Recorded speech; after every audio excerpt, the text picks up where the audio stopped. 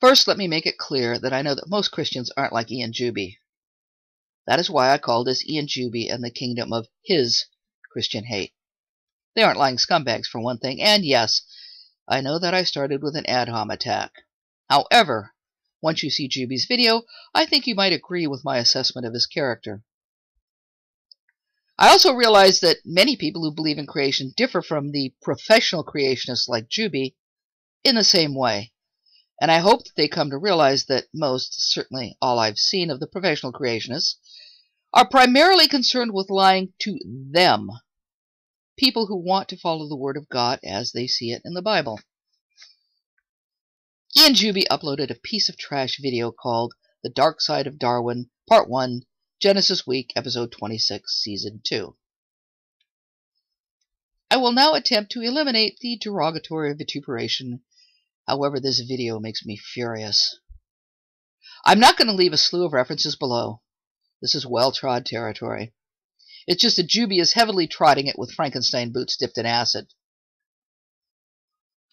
I'm not going to take the video on point by point. Rather, I'm going to talk about it and the ideas therein. Juby starts with a great straw man that the survival of the fittest equates with survival of the strongest, the most vicious, the most violent. To illustrate this, he brings up the thoughts of serial killers. What such creatures with their disturbed minds think or say is irrelevant. It would take a disturbed mind to think that such things would be relevant. It's easy to discover how wrong this idea is. One only has to read what science actually says. Juby, I fear, contains his readings to creationist propaganda with an occasional foray into the abstracts of legitimate, peer-reviewed scientific literature. Survival of the fittest. We are a social species. What makes an individual most fit is that individual's ability to survive and prosper within that social species. This also ensures the survivability and prosperity of the species, thus making the species most fit, as well as the individual. An individual who would wantonly kill its fellow members would not likely be welcome as a member of its group or tribe, and would likely to be ostracized or eliminated. Certainly, there would be times when a single member could exert such influence on others that they might become a totalitarian despot, but history has shown us that this doesn't last. This might be even an advantage in times of warfare. Yet remember, those good at war are not always good at peace. Look at Ulysses S. Grant. Survival of a species, including the human species, is a continuing process that occurs over a long period of time. To select out individuals of a particular time and to try to draw conclusions from these few is asinine. Nothing in the theory of evolution says that there is no God. Nothing in the theory of evolution says that there is a God. The theory of evolution is a scientific theory. It is therefore a description of processes we see occurring in nature. It neither demands nor excludes a deity any more than the theory of gravity or any other scientific theory does.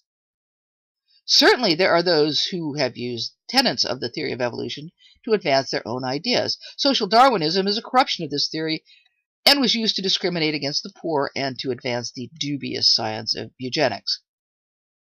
I could similarly look at the theory of gravity and decide that all flying things, whether birds or insects or airplanes, were clearly in defiance of this theory and must either be eliminated or grounded, since they are clearly unnatural.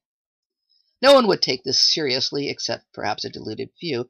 Yet when the theory of evolution is twisted to conform to a particular need, that is taken seriously because it serves the purpose of those doing the twisting. In early Victorian England, the poor were considered like a plague upon the land. There was a huge population increase during the 19th century. When Queen Victoria took the throne, there were about 2 million people in England.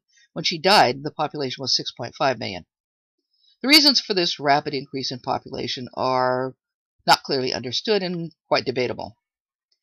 There was also a dramatic transition at this time from rural to city living, in part driven by the Industrial Revolution. The slums were overflowing, and the sheer numbers of the poor frightened many, including the rapidly growing middle class, who felt that their newfound success was endangered. Quote, The industrial age and the financial opportunities surrounding it led to a rapidly growing middle class in early 19th century Britain. Previously, the aristocratic upper class, one that scorned working for a living, dictated economic and social influence. Now the bourgeoisie, including factory owners, managers, and purveyors of new services, wanted its place in society and needed to legitimize labor. They put forth a new ideal of work as moral virtue. God loved those who helped themselves, while burdens on the public were sinful and weak. This attitude validated the middle class by giving it someone to look down upon, unquote. This is from a PBS website. I will leave all links. And another quote, this one from the Victorian Web. In his pamphlet, Principles of Population, 1798, Thomas Malthus asserted that the existing poor laws created the poverty that the laws were designed to relieve. He argued that because a family could claim poor relief, people contracted earlier marriages and had larger families. The Royal Commission on Poor Relief in 1832 started with this premise when it began its investigation. Malthus also opposed the settlement laws as contradicting all ideas of freedom and aid. They obstructed the free movement of labor. This assertion has been questioned because the operation of the settlement laws probably was not as restrictive or as expansive as contemporaries claimed.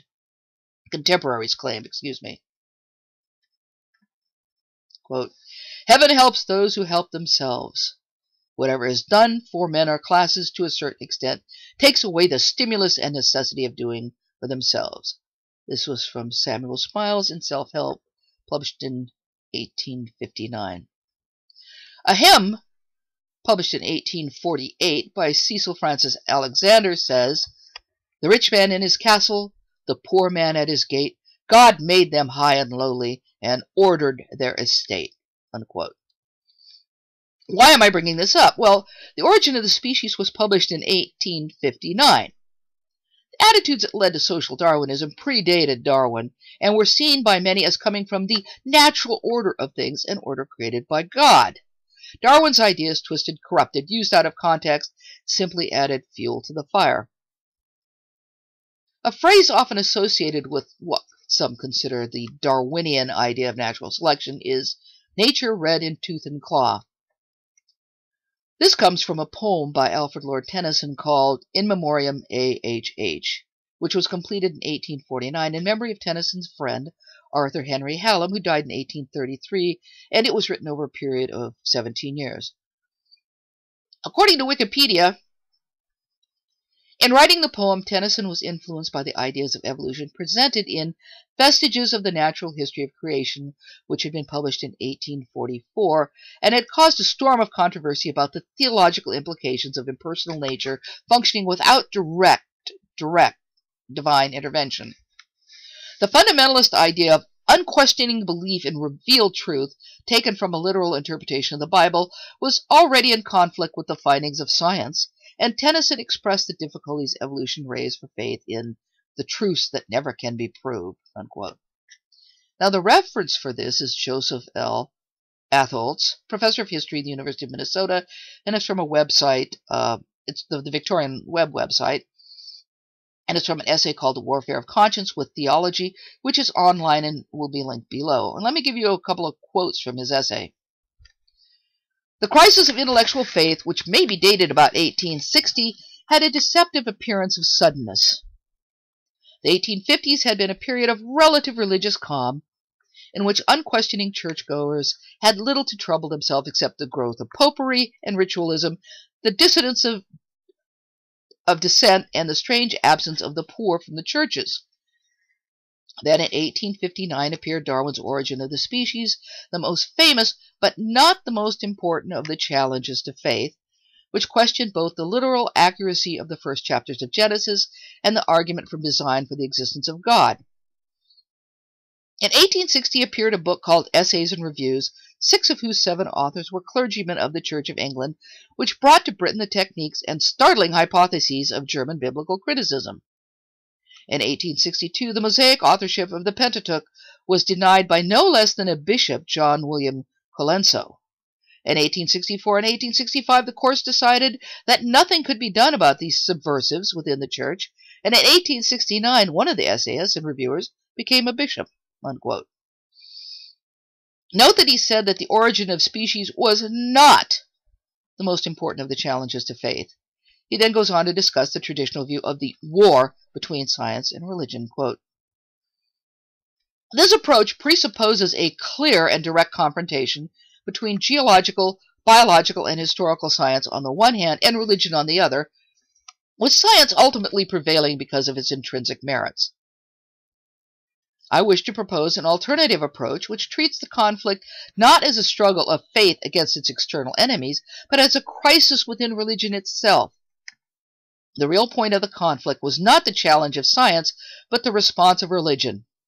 The scientific challenges laid bare certain weaknesses of the Victorian religious revival, and the victory of science was largely due to elements within the religious position, unquote. Now, this is an excellent piece, and I suggest you read it. Darwin has been blamed for much violence, poverty, the loss of religious faith. To look at Darwin and his works in such a way is simplistic in the extreme. It takes the concept of the origin of the species, survival of the fittest, and the theory of evolution itself out of context, not only of Darwin's work and the works of others, but of the times themselves. Victorian England and Victorian America were times of great upheaval in this human social condition. This included religious thought. Here in the United States, we had the Second Great Awakening between 1790 and 1840, and then the Third Great Awakening between the late 1850s to the early 1900s. Now, if you don't know what these were, then look them up, because I don't have time to go into this here. But these were times of enormous religious change and challenges. I don't think the Great Awakenings are covered well in school. I don't really know, and would be interested to know whether any of you were taught about them. But from what I do know, from what I have read, is that these awakenings encompass challenges to religious beliefs, some of which make people uncomfortable, and thus, well, why teach kids things that make you uncomfortable? We don't deal with religion well in an educational setting here in the United States. People don't want their kids taught anything that they fear might cause them to question their beliefs, and thus the Great Awakenings, even though they were mostly periods of Protestant revivalism, tend to be either neglected or ignored altogether, even though the ideas that came out of these Great Awakenings fueled great changes here in the United States, well beyond the religious sphere. Now, I may be wrong about this, so please let me know, those of you who are educated here in the U.S., whether these subjects were covered well in either public or religious schools. To set Darwin aside from these changes and challenges gives a very incomplete picture of what was happening. To blame Darwin and evolution is ludicrous. This intense fear that science challenges faith culminates in what I call the great lie of creationist thought, that there is a choice between evolution and God, that you can't have both. To inculcate children with this great lie is vile. If these professional creationists think that contaminating children in such a way will keep them Bible-believing Christians, well, what will happen when the very same children realize that they've been lied to? This is actually a great way to ensure that people will lose their faith. Lying for Jesus is never a good idea. Thank you for listening.